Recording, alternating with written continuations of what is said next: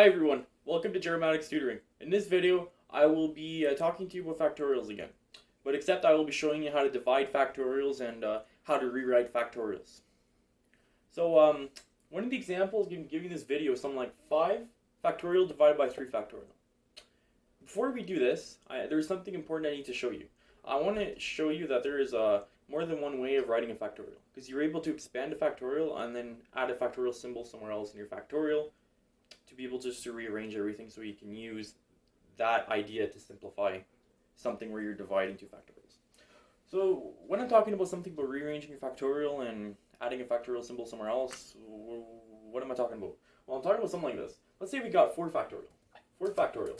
And using the definition of factorial, we know that a factorial is the product of all positive integers between the number in front of your factorial symbol and 1. So this can be written as 4 times 3 times 2 times 1. 4 times 3 times 2 times 1. What is 3 factorial? 3 factorial is 3 times 2 times 1. So would it be fair to say that 4 factorial can also be written as 4 times 3 factorial? Yes, it is. Because the definition of factorial is a product of all positive integers from the number in front of your factorial symbol to 1. Because if we re-expand this factorial, this will give us 4 times 3 times 2 times 2 times 1. It's the same thing. Exact same thing as 4 factorial. 4 times 3 factorial is the same thing. We could even write 4 times 3 times 2 factorial, because it would be 2 times 1, 2 factorial. And as you can see, we can use this idea to simplify this.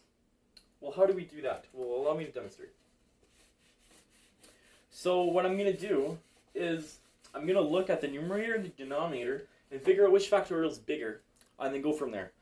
So what you do is you look at the top, you look at the bottom. Which factorial is bigger? 5 factorial is bigger than 3 because 5 is a bigger number.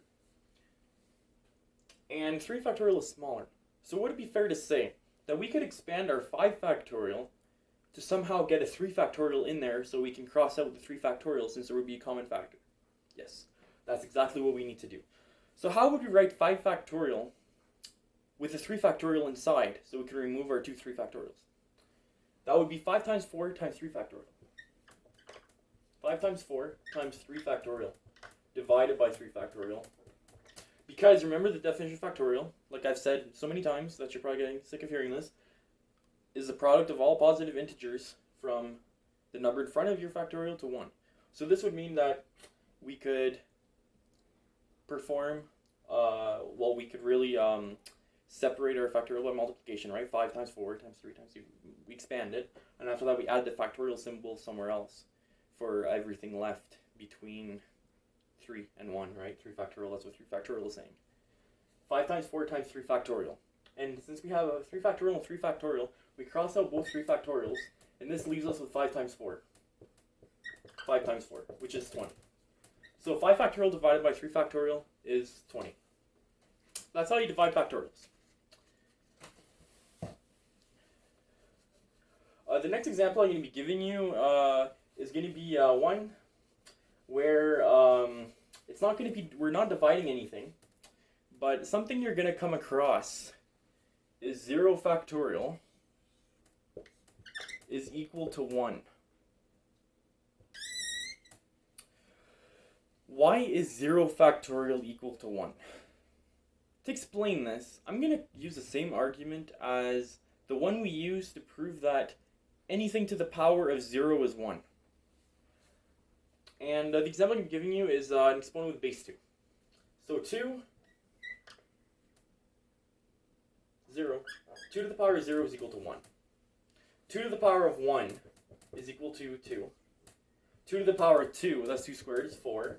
2 cubed is equal to 8. 2 cubed is equal to 8. 2 to the power of 4 is equal to 16. And how do we get from 16 to 8? Well, we divide by 2. How do we get from 8 to 4? Well, we divide by 2. How do we get from 4 to 2? We divide by 2. So this is a pattern that keeps repeating. So there's nothing that indicates that this pattern would change at any given point in time. So this pattern keeps repeating. And if you think about it, we got 2 to the power of 1 is 2. If we divide by 2 once again, we get 1. So that's why anything to the power of 0 is 1. Because if you would keep dividing it by the base, you'll eventually get 1. And that will give you the exponent of 0. So that's why anything to the power of 0 is 1. Now, I'm going to use the same type of argument to prove that 0 factorial is 1. 0 factorial is 1. Well, what is 1 factorial? 1 factorial is 1. 1 factorial is 1.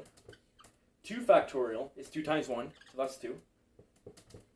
3 factorial, well, that's 3 times 2 times 1, which is 6. 4 factorial, well, that's 24 because it's 4 times 3 times 2 times 1. That's 24. How do we get from 24 to 6? We divide by this number in front of the factorial, so we divide by 4. How do we get from 6 to 2? We divide by the 3, because 3 is in front of the factorial, so 3. How do we get from 2 to 1? Well, we divide by 2. How do we get from 1 to 1? Well, we divide by 1. And that's why 0 factorial is 1. Well, I hope this video helped you. And if you have any questions, feel free to leave them down in the comments below. And if you like my content and would like to stay up to date, then feel free to subscribe.